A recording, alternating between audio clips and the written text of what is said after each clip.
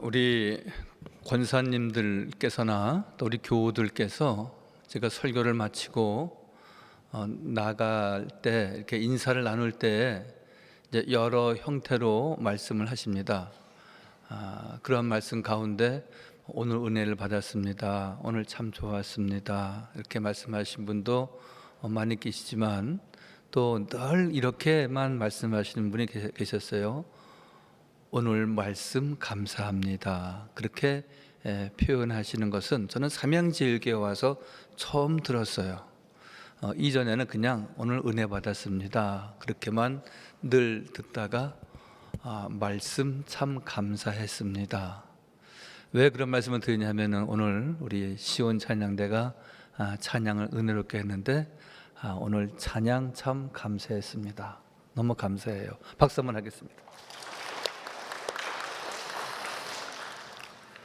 우리는 이런 표현이 우리에게 있어서 마음으로만 가지고 있어서는 안 될 것입니다.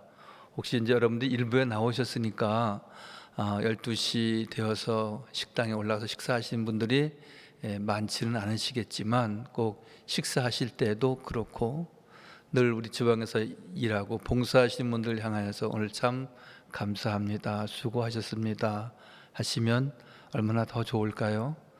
가정에서도 마찬가지입니다. 늘 아내가 365일 아침, 점심, 저녁 상을 차리는데 아무런 반응이 없이 또 아무런 표시가 없다면 참으로 집안에서 일을 하고 식사 준비하는 그 아내에게는 그렇게 정말 즐겁고 행복한 감을 갖기가 쉽지 않을 것이다 생각을 하면 여보 고마워요. 오늘 아침 맛있게 먹었습니다.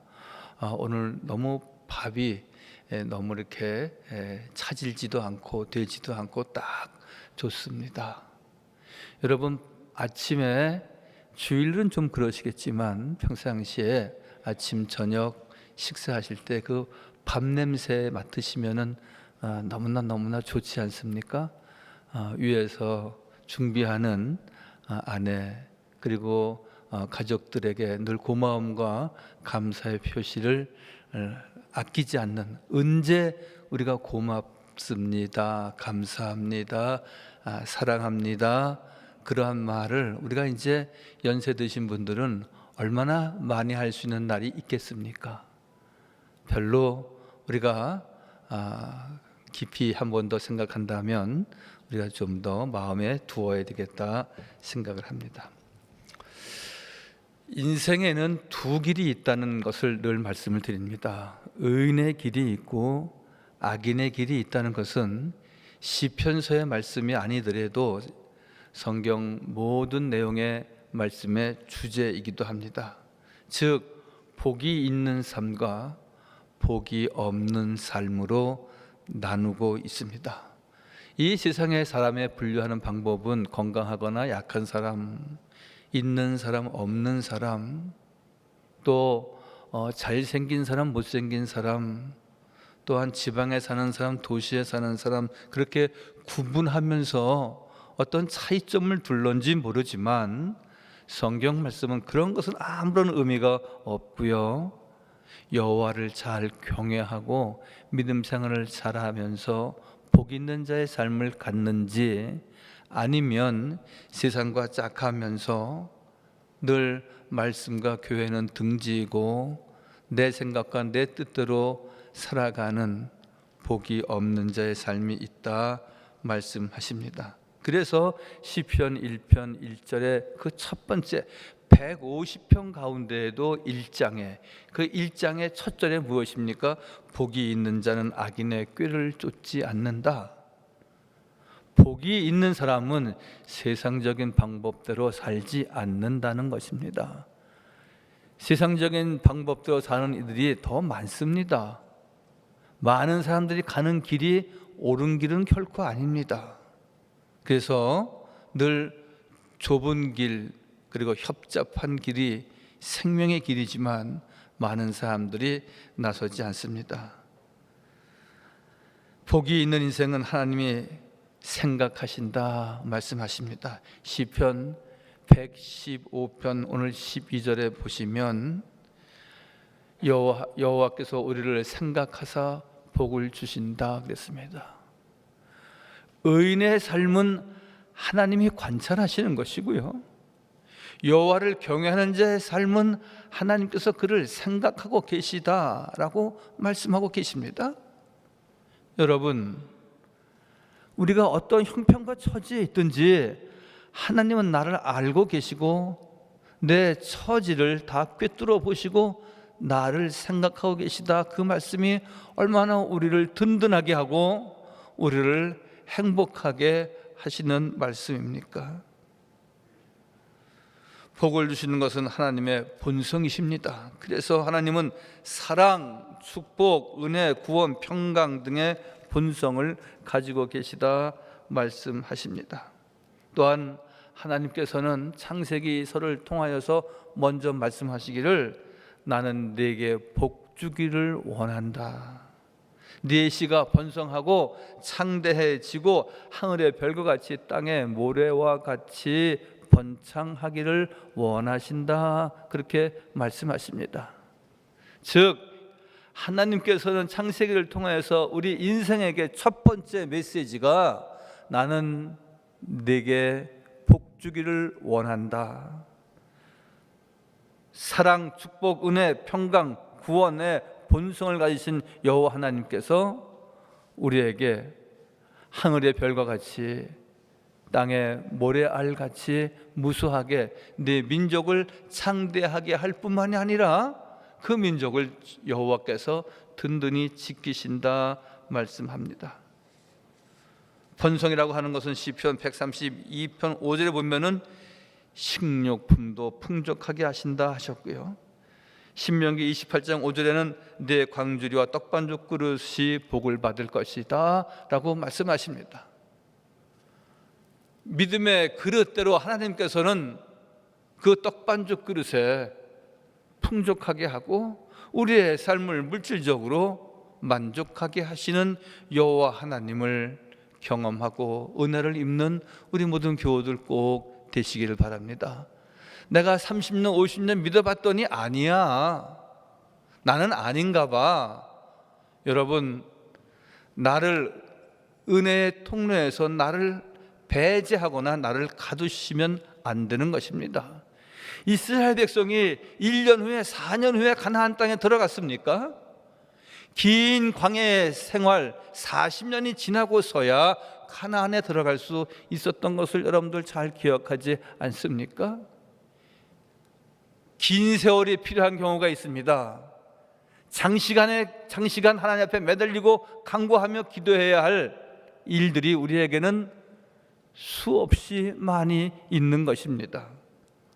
지금 당장 혹은 요 몇 년 동안 혹은 10년 20년 동안 이루어지지 않는다고 그래서 나는 아닌가 봐, 나를 내 생각과 내 틀에 가두어서 하나님을 경험하지 못하고 하나님의 능력을 체험치 못하는 교우들이 없기를 바랍니다.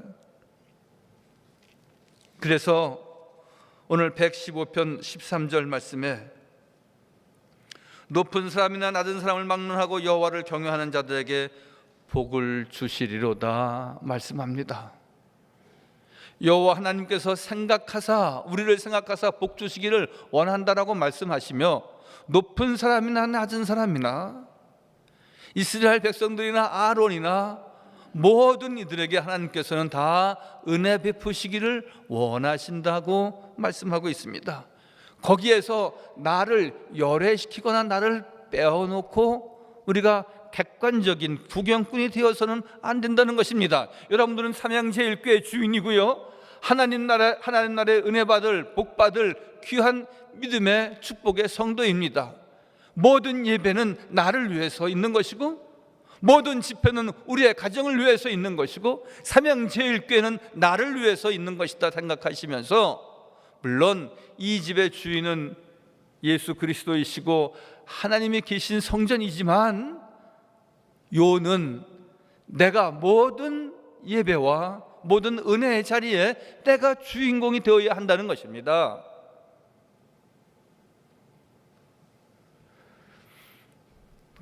객관적으로 혹은 또한 나 자신을 제3자의 입장에 두는 구경꾼이 되어서는 안 된다는 것입니다. 복은 여호와를 경외하는 자의 것입니다. 여호와를 경외하는 것이 지식과 지혜의 근본이기 때문에 그렇습니다. 여러분, 우리가 하나님과 어떠한 관계에 있느냐에 따라서 우리는 복의 근원의 삶을 갖게 되기도 하고 그렇지 못하게 되기도 하는 것입니다. 그거 하나 차이로 우리가 의인이 되는 것이고 그거 하나 차이로 우리가 악인의 삶을 가질 수도 있다는 것입니다. 여호와를 경외한다는 것은 몇 번씩 말씀을 드리지만 여러 가지 의미가 있는데요, 여호와 하나님을 두려워한다는 겁니다. 주의를 성수해야 합니다. 주의 말씀을 우리가 경히 여기서는 안 되는 것입니다. 그 말씀을 무겁게 생각하고 그 말씀대로 따라 어떻게 해서도 내가 실천하며 하나님의 뜻을 쫓아야지, 그렇게 경외하는 마음, 두려운 마음, 떨리는 마음으로 그 말씀을 받아야 하는 것입니다. 여러분, 잘 먹어야 된다, 조심해야 된다, 싸우지 말아라, 정직해야 된다, 부모의 가르침이 있습니다. 알았어요. 알았다니까요. 알았어요. 그리고 학교에 가거나 문을 나서는 아이들이 있을 수 있습니다. 부모의 말을 경히 여기거나 우습게 여겨서 잘 되는 아이들이 없습니다. 예, 알았습니다. 아버지 꼭 그렇게 할게요.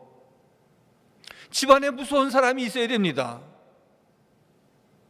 그냥 엄마의 이런저런 평생 10년, 20년 동안 하는 잔소리로만 여긴다면 그 아이는 바르게 자랄 수 없고 청년이 되어도 결혼을 해도 그는 반듯하게 자랄 수가 없는 것입니다. 여러분, 집안에 무서운 사람이 있어야 됩니다. 밤 11시가 됐는데 딸아이가 뭐 2차 가죠, 3차 가죠 하는 친구들과 어울려서 나가려고 할 때 엄마 생각을 하고 일찍 들어와야 된다 너? 아버지 음성을 생각한다면 그는 그 자리에 어울릴 수는 결코 없을 것입니다. 지혜로운 자라면 하나님의 말씀을 듣고 주의 뜻을 쫓아 행하는 믿음의 성도들도 역시 마찬가지입니다. 기도할 때입니다. 작정하면서 주님 앞에 나가야 될 때입니다. 이제 은혜 받아야 될 때입니다. 주께서 말씀하시고 또한 우리에게 깨달음을 주셨을 때에 우리는 그것을 경히 여겨서는 안 될 것입니다. 여호와를 경외하는 자, 여호와를 두려워하는 자, 늘 여호와 하나님 앞에 하나님을 가까이 하는 큰 믿음을 가져야 하는 것입니다. 시편 73편 28절 말씀도 하나님을 가까이 하는 자가 복이 있다 말씀하십니다. 여러분, 여호와를 경외한다, 여호와를 두려워한다라고 하는 것은 그분께 가까이 나아가는 것을 의미합니다. 예배의 자리에 나오지 아니하고 여호와의 이름으로, 우리 주 예수 그리스도의 이름으로 기도하지 아니하고 우리가 어떻게 하나님과 가까이 하는, 하나님과 동행하는 삶을 갖는다라고 말할 수 있겠습니까? 하나님을 경외하는 성도는 하나님을 두려워하고 악을 미워하는 것입니다. 누가복음 18장 2절 말씀에도 하나님을 두려워하지 않고 사람을 무시하는 한 재판관의 이야기가 있습니다. 여러분, 하나님을 두려워하는 사람은 사람을 무시하지 않습니다. 하나님을 두려워하고 여호와를 경외하는 사람은 내 가족을 귀히 여기고 위에서 중보하며 기도하는 성도가 되는 것입니다. 웃사라고 하는 이가 있습니다. 웃사, 따라서 웃사. 엘리세 여장의 아들 홈니와 비느하스는 블레셋과 전쟁할 때에 법궤를 앞에 세웠다가 그것을 잃어버렸고 다시 찾습니다. 그리고 예루살렘으로 법궤가 돌아올 때에 많은 사람들이 수금을 타고 비파 소고와 제금을 연주했다 하였습니다. 법궤를 실은 수레를 끌고 오던 소가 날뛰었습니다. 그 소리에 놀래서, 그래서 법궤가 쓰러질까 봐 웃사라고 하는 사람이 그 법궤에 손을 댔다가 죽었습니다. 이 사건의 핵심은 무엇인지 아십니까? 법궤를 가까이 해야 할 사람은 따로 있는 겁니다. 법궤를 관리해야 될 사람은 제사장이 하는 겁니다. 그런데 두려워하는 마음 없이 아무나 웃사라고 하는 자가 그것을 손을 댔을 때 그것에서 바로 죽습니다. 이것을 안 다윗은 바로 이 법궤를 우리 다윗성에 모실 수 없겠구나 생각을 해서 오벳에돔의 집에 3일 동안, 석 달 동안 머물게 한 적이 있습니다.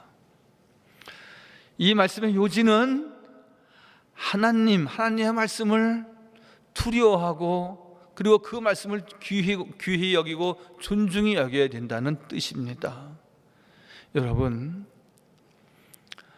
누구든지 자기의 생각대로 또 자기가 해왔던 대로 신앙적인 자기의 습관과 취향이 있습니다. 그것을 저는 무시해야 된다든가 하는 것은 아닙니다.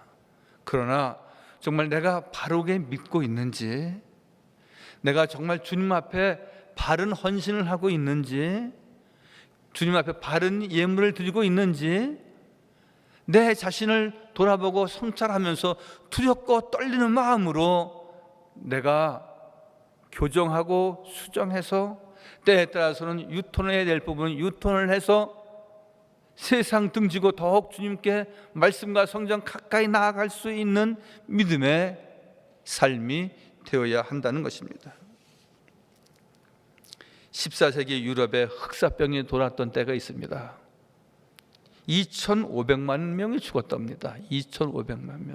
대한민국의 인구의 절반 되는 수요입니다. 이렇게 코로나가 창궐하고 할 때에 그 흑사병 이야기부터 시작해서 그 바이러스 역사를 쭉 기록한 내용들도 있었습니다. 5년마다 10년마다 이 괴질이 지금 도는 겁니다. 또 이제 거의 끝나가고 있지만 코로나가 또 언제 올 가을에 어떻게 된다, 또 몇 년 후에 어떻게 될 것이다, 그렇게 말하는 전문가들도 있습니다. 사랑하는 성도 여러분, 우크라이나 전쟁도 참으로 참혹하고 무섭지만 전염병이 돌면 세계적으로 큰 난리를 치고요, 2,500만 명이 죽었다는 흑사병 그 14세기는 너무나 참혹한 것이었습니다. 우리는 앞날에 대해서 알 수 없습니다. 우리가 기껏해야 내일 비가 오겠지, 내일은 좀 더 시원하겠지, 내일은 좀 그래도 괜찮겠지, 내일은 직장 갈 수 있겠지, 우리가 올 한 해 동안은 별일 없겠지, 우리는 그렇게 생각하며 지내는 것은 내 짧은 생각일 뿐입니다. 이제 우리는 지난날 날 여기까지 있게 하신 여호와 하나님 앞에 감사하면서 내 앞날 미래, 우리의 가정, 우리의 교회를 위해서 우리가 진정으로 눈물로 기도해야 할 때입니다. 앞날에 대하여, 자녀에 대하여 온갖 두려움을 가지게 되는 경우도 있지 않습니까? 우리가 하나님을 두려워하는 경외심을 가지고 살아야 우리가 세상이 무섭지 않고 또 하나님께서 모든 것을 주장해 주시고 인도해 주시고 우리를 보호하시는 것은 오늘 시편 115편에 있는 말씀과 같이 여호와 하나님께서 우리를 생각하고 계시기 때문에 그렇습니다. 할렐루야. 저를 따라서 하시겠습니다. 여호와 하나님은 나를 생각하고 계십니다. 우리를 생각하고 계십니다. 그렇습니다. 얼굴을 드사 나는 내게 평강 주시기를, 은혜 주시기를 원하시는 여호와 하나님께서 이제 우리로 하여금 특별한 기도를 하고 혹은 또 그 마음에 작정하며 여호와 앞에 나와서 기도할 때에 놀라운 주의 은혜와 역사를 경험하게 될 줄 믿습니다. 그러므로 복을 받은 또한 복받는 우리 모든 성도들은 하나님께서 그 자손을 번창케 하신다 말씀하고 계십니다. 115편 14절에 여호와께서 너희를 곧 너희와 너희 자손을 더욱 번창케 하시기를 원하노라 말씀하십니다. 즉 문자적으로는 너희 위에 너희 자녀 위에 내가 모든 것을 더한다 라고 말씀하시는 것이죠. 경외하는 자에게는 복을 주시는데 물질의 명예의 영적인 축복뿐만이 아니라 그 자녀들에게 통해서 하나님은 축복하신다 말씀하십니다. 어제 토요일 오후였지만 우리가 새가족 신방을 했습니다. 네, 남매를 두셨는데 그 남매가 다 아주 서울에 있는 최고 유수한 대학과 또 좋은 학과에서 공부를 하셔서 이제 의사로 또 연구소의 연구원으로 그렇게 근무를 하시더라고요. 참 여호와를 잘 경외하는 복이 있는 가정이었습니다. 제가 늘 축하도 하고 또 이렇게 격려의 말씀도 드리고 했습니다. 그러면서 제가 드릴 말씀이 있었습니다. 집사님, 얼마나 감사한 일입니까? 하나님께서 놀라운 은혜를 우리 귀한 가정에 주셨군요. 그 부모님도 믿음 생활 잘하시지만 이제 자녀도 믿음 생활 잘하고 또 위에서 기도하실 때입니다. 이러한 큰 축복이 오늘 하루 요 몇 년 동안 있다가 없어지는 것이 아니라 이보다 더 큰 축복이 임하도록 하나님께서 오늘 여호와를 경외하는 가정의 자녀들을 번창케 하신다고 말씀하셨으니까요. 그래서 주의 은혜와 주의 축복을 늘 위해서 더 힘써서 기도하십시오. 제가 그렇게 권면의 말씀을 드리곤 했습니다. 히브리어로 우리가 번창한다라고 하는 것은 에세르 이렇게 말합니다. 번영과 행복의 주관자가 하나님이다, 그런 뜻입니다. 창세기 1장 28절 말씀에 하나님이 그들에게 복을 주시며 하나님이 그들에게 이르시되 생육하고 번성하여 땅에 충만하라, 땅을 정복하라. 이 말씀은 무엇입니까?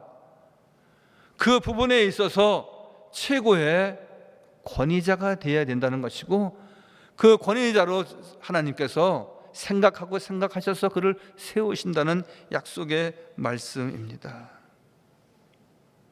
그래서 오늘 말씀의 제목을 야베스의 축복 그렇게 붙인 것은 역대상 4장 10절에 야베스의 기도가 있지 않습니까?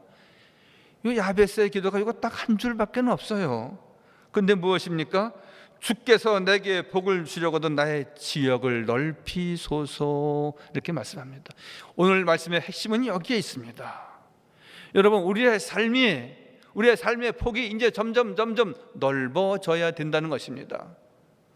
뭐 이렇게 세상적인 방법의 비유로 말씀드리는 것은 좀 그렇지만 최근에 지방자치제 선거가 있지 않습니까?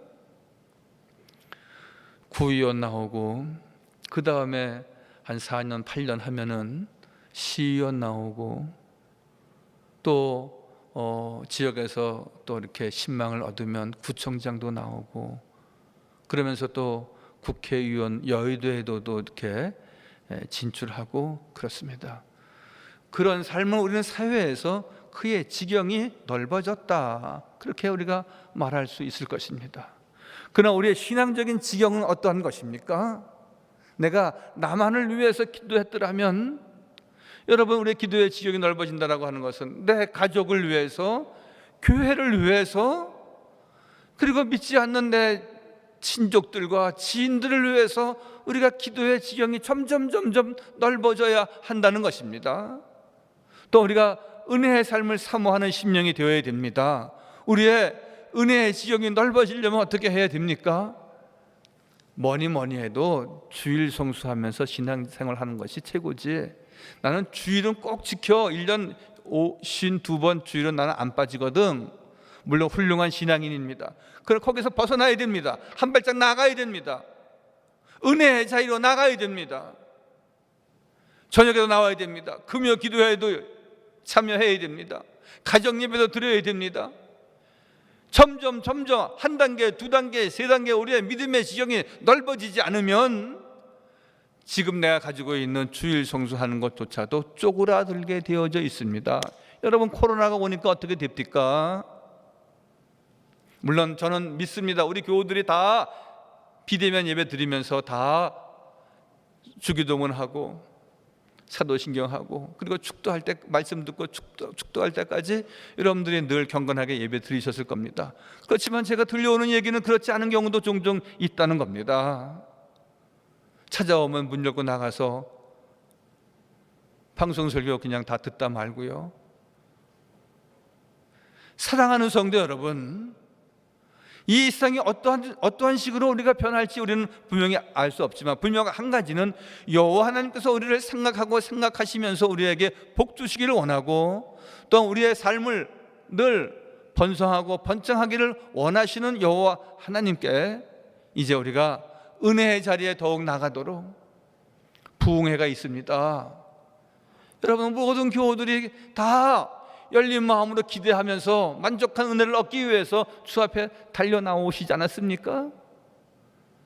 혹시 이번에 사정이 있어서 부흥에 참석하지 못하신 분들은 이제 내일부터 있는 40일 작전 기도회에 어떤 식으로든지 참여하셔서 하나님, 믿음으로 살겠습니다. 하나님, 나의 기도와 믿음의 지경, 은혜의 지경을 넓혀가며 살겠습니다. 다시 한번 다짐하고 결심하면서 하나님 앞에 인정받고 하나님 앞에 은총을 갑절로 입는 복된 성도가 다 되시기를 바랍니다. 로마서 15장 29절에도 내가 너에게 나아갈 때 그리스도의 충만한 복을 가지고 갈 줄 아노라. 오늘 본문 내용의 말씀입니다. 우리 주 여호와 하나님께서는 우리에게 늘 복 주시는 하나님이시고 사도 바울도 나는 너희들에게 나아갈 때에 여호와의 은혜 하나님의 큰 축복을 가지고 가노라 말씀하셨습니다. 우리 삼양제일교회 베푸신 은혜가 너무 큽니다. 이번 부흥성회를 통해서 하나님께서 놀라운 은혜를 우리 모두에게 허락하여 주셨습니다. 이제 우리가 40일 작전 기도를 하면서 하나님 앞에 우리의 소원을 아뢰고 기도의 제목을 한 줄, 두 줄 쓰면서 여러분, 놀라운 주님의 사랑과 은총과 기적의 은혜를 경험하는 복된 성도가 다 되시기를 주의 이름으로 간절히 축원하여 드립니다. 거룩하시고 자비로우신 우리 주 여호와 하나님, 복이 있는 사람은 악한 자와 짝하지 아니하고 또한 그들과 어울리지 아니한다 말씀하십니다. 의인의 길은 여호와를 경외하는 자의 삶이라고 말씀하셨습니다. 복이 있는 인생은 하나님과의 관계가 중요하다고 말씀하셨습니다. 우리의 신앙의 기초는 오직 하나님과의 관계에 있습니다. 세상적인 방법으로 살지 아니하고 늘 의롭고 신실하고 거룩한 복 있는 자의 삶을 갖도록 축복하여 주옵소서. 여호와 하나님의 생각하심이, 여호와 하나님의 지키심이, 여호와 하나님의 은총 베푸심이 있음을 늘 고백하며 주 앞에 나와 간절히 기도하고 믿음으로 승리하는 복된 삶이 우리 모두에게 있게 하여 주옵소서. 모든 말씀 예수님의 이름으로 감사하며 기도하옵나이다. 아멘.